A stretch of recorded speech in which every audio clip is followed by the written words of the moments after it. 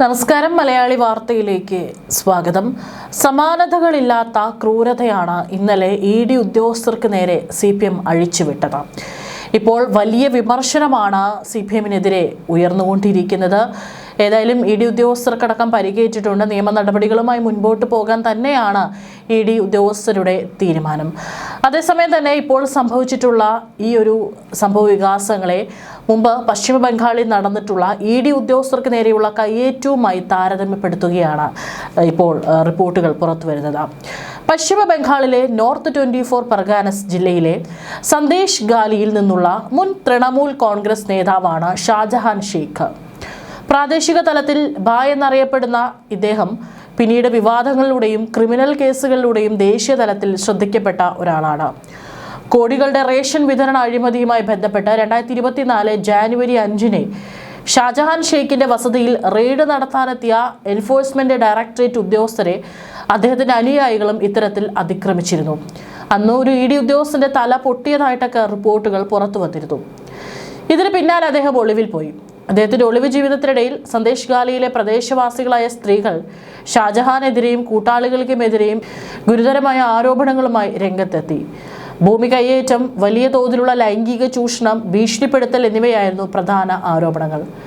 പിന്നീട് 55 ദിവസത്തെ ഒളിവ് ജീവിതത്തിനൊടുവിൽ 2024 ഫെബ്രുവരി 29 പശ്ചിമ ബംഗാൾ പോലീസ് അദ്ദേഹത്തെ അറസ്റ്റ് ചെയ്തു.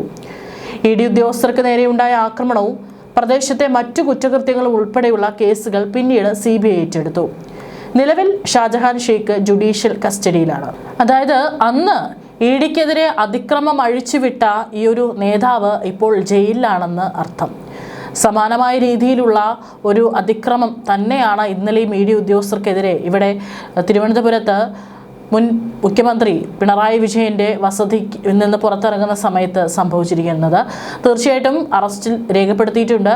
ഇനിയും കണ്ടാൽ അറിയാവുന്ന ആളുകൾക്കെതിരെയൊക്കെ തന്നെ കേസെടുത്തിട്ടുണ്ട്. ഇതൊന്നും തന്നെ ഇഡിയാണ് ഉപദ്രവിച്ചു വിട്ടിരിക്കുന്നത്. ഇതൊന്നും തന്നെ നിസ്സാരമായി തള്ളാൻ എന്തായാലും കേന്ദ്രം തയ്യാറാകില്ല. ബാക്കിയൊക്കെ എന്ത് സംഭവിക്കുമെന്നുള്ളത് കാത്തിരുന്ന് തന്നെ കാണേണ്ടി വരും. ബംഗാളിലെ സന്ദേശ് ഗാലിയിൽ 2024 ജാനുവരി 5 എൻഫോഴ്സ്മെന്റ് ഡയറക്ടറേറ്റ് ഉദ്യോഗസ്ഥർക്ക് നേരെ ബംഗാൾ കണ്ടിട്ടുള്ള ഏറ്റവും വലിയ ആക്രമണമുണ്ടായത്.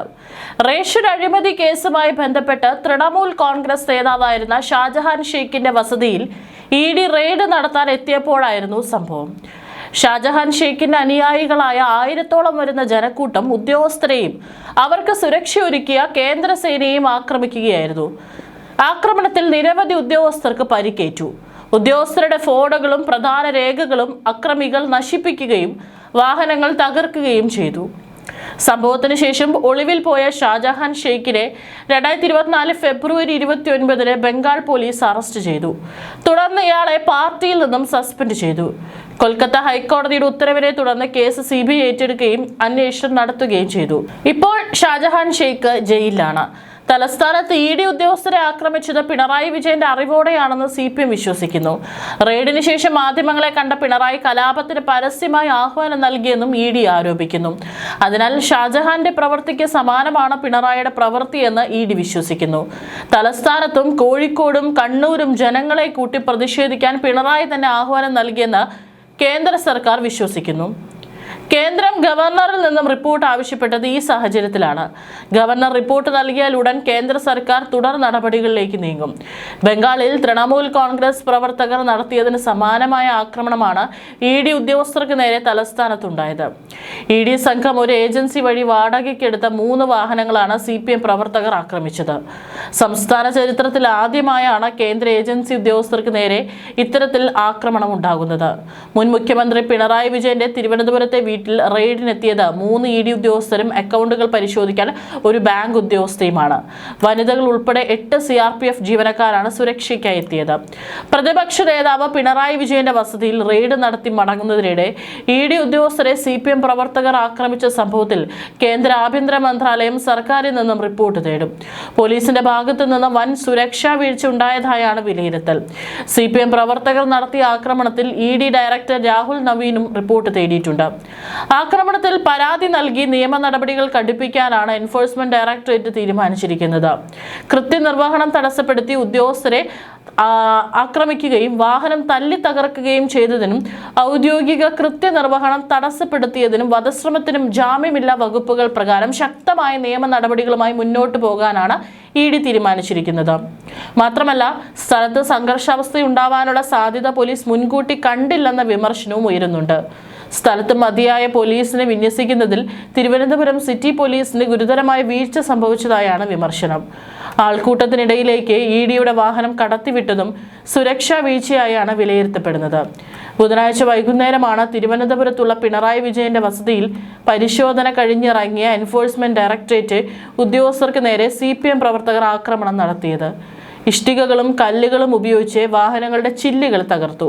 പ്രവർത്തകർ ഉദ്യോഗസ്ഥരെ അസഭ്യം പറയുകയും കൂക്കി വിളിക്കുകയും ചെയ്തു. വീടിന്റെ കോമ്പൗണ്ടിലേക്ക് കുപ്പികളും ചെരുപ്പുകളും വലിച്ചെറിഞ്ഞു. വനിതാ ഉദ്യോഗസ്ഥർ ഉൾപ്പെടെയുള്ള ED സംഘം 10 മിനിറ്റിലധികം പ്രകോപിതരായ ഈ ജനക്കൂട്ടത്തിനിടയിൽ കുടുങ്ങിക്കിടന്നു. പോലീസിന്റെ പ്രവർത്തകരെ നിയന്ത്രിക്കാനോ വാഹനങ്ങൾക്ക് വഴിയൊരുക്കാനോ സാധിച്ചില്ല. ഹൈക്കോടതിയിൽ നിന്ന് അനുകൂല ഉത്തരവ് ലഭിച്ചതിന് പിന്നാലെ അതീവ രഹസ്യമായാണ് ED പിണറായി വിജയന്റെ വീടുകളിൽ ഉൾപ്പെടെ റെയ്ഡിനെത്തിയത്. സംസ്ഥാന പോലീസിന് വിവരം അറിയിക്കാതെ CRPFന്റെ സുരക്ഷയിലാണ് സംഘം രാവിലെ 6:30 ബേക്കറി ജംഗ്ഷനിലെ പിണറായി വിജയന്റെ വാടക വീട്ടിലെത്തിയത്. ആരുടെ വീട്ടിലാണ് പരിശോധന എന്ന് CRPF ജവാന്മാർക്ക് അറിവുണ്ടായിരുന്നില്ല. പള്ളിപ്പുറം ക്യാമ്പിൽ നിന്നുള്ള CRPF ജവാന്മാർ വീടിനുള്ളിൽ കടന്നപ്പോഴാണ് പിണറായി വിജയനെ കാണുന്നതും മുൻ മുഖ്യമന്ത്രിയുടെ വീട്ടിലാണ് റെയ്ഡ് എന്നും അറിയുന്നത്. ED സംഘത്തിന് വേണ്ടിയാണ് വാഹനം വാടകയ്ക്ക് എടുക്കുന്നതെന്ന് അറിയില്ലായിരുന്നുവെന്നും അറിഞ്ഞെങ്കിൽ പോകില്ലായിരുന്നുവെന്നും തകർന്ന ഒരു വാഹനത്തിന്റെ ഡ്രൈവർ പറഞ്ഞു. രാവിലെ 7 മണിക്ക് തുടങ്ങിയ റെയ്ഡ് നീണ്ടപ്പോൾ പുറത്തു പ്രമുഖ നേതാക്കൾ ഉൾപ്പെടെ നിരവധി പ്രവർത്തകർ തടിച്ചുകൂടി. മുൻമന്ത്രി V ശിവൻകുട്ടി അടക്കമുള്ള നേതാക്കൾ റോഡിൽ കുത്തിയിരുന്ന് പ്രതിഷേധിച്ചു. അടിയന്തരമായി സംസ്ഥാന സെക്രട്ടേറിയറ്റ് ചേർന്നതിന് ശേഷം CPM സംസ്ഥാന സെക്രട്ടറി MB ഗോവിന്ദനും സ്ഥലത്തെത്തി. പല മേഖലകളിൽ നിന്ന് കൂട്ടത്തോടെ പ്രവർത്തകർ എത്തിയതോടെ വീട്ടിലേക്ക് തള്ളിക്കയറാനുള്ള ശ്രമവും ഉണ്ടായി. ഇതിനിടയിൽ പുറത്ത് കാവൽ നിന്ന പോലീസുകാരന്റെ ഹെൽമറ്റ് വലിച്ചെടുത്ത് പ്രവർത്തകർ CRPF ഉദ്യോഗസ്ഥർക്ക് നേരെ എറിഞ്ഞു. തുടർന്ന് കല്ലും കുപ്പികളും വലിച്ചെറിഞ്ഞു. സംഘർഷം കൈവിട്ടു പോകുമെന്ന് തോന്നിയ നേതാക്കൾ പ്രവർത്തകരോട് പിരിഞ്ഞു പോകാൻ ആവശ്യപ്പെട്ടു. എന്നാൽ വീടിന്റെ ഗേറ്റിന് മുന്നിലെത്തിയ മാറിയ പ്രവർത്തകർ റോഡിൽ തന്നെ കുത്തിയിരിക്കുകയായിരുന്നു. റെയ്ഡ് അവസാനിപ്പിച്ച് ED ഉദ്യോഗസ്ഥർ പുറത്തേക്ക് വരും മുമ്പ് പോലീസ് വീടിന് മുന്നിൽ നിലയുറപ്പിച്ചിരുന്നു. എന്നാൽ ED ഉദ്യോഗസ്ഥർ കാറിൽ കയറിയത് കണ്ടതോടെ കൂക്കിവിളികളുമായി കൂടുതൽ പ്രവർത്തകർ തടിച്ചുകൂടി. പാർട്ടി സംസ്ഥാന സെക്രട്ടറി MV ഗോവിന്ദൻ ഉൾപ്പെടെയുള്ള നേതാക്കളും വീടിന് പുറത്തുണ്ടായിരുന്നു. ആദ്യം വാഹനം പുറത്തു വന്നപ്പോൾ തന്നെ പോലീസിനെ തള്ളിമാറ്റി പ്രവർത്തകർ കാറിന്റെ ചില്ല് അടിച്ചു തകർത്തു. ഇടുങ്ങിയ റോഡിലൂടെ വാഹനങ്ങൾ മുന്നോട്ട് പോയി ആൾക്കൂട്ടത്തിൽ കുടുങ്ങിയതോടെ 2 വശത്തെ ചില്ലുകളും കണ്ണാടികളും CPM പ്രവർത്തകർ അടിച്ചു തകർത്തു. വലിയ ഇഷ്ടികകൾ എറിഞ്ഞാണ് ചില്ലുകൾ തകർത്തത്. കാറിലുണ്ടായിരുന്ന ED ഉദ്യോഗസ്ഥരെയും കയ്യേറ്റം ചെയ്തു. ബിനീഷ് കോടിയേരി ഉൾപ്പെടെ പ്രവർത്തകരെ നിയന്ത്രിക്കാൻ ശ്രമിച്ചെങ്കിലും MV ഗോവിന്ദൻ അടക്കമുള്ള നേതാക്കൾ ഇടപെടാതെ പിണറായിയുടെ വീട്ടിലേക്ക് കയറി പോവുകയായിരുന്നു.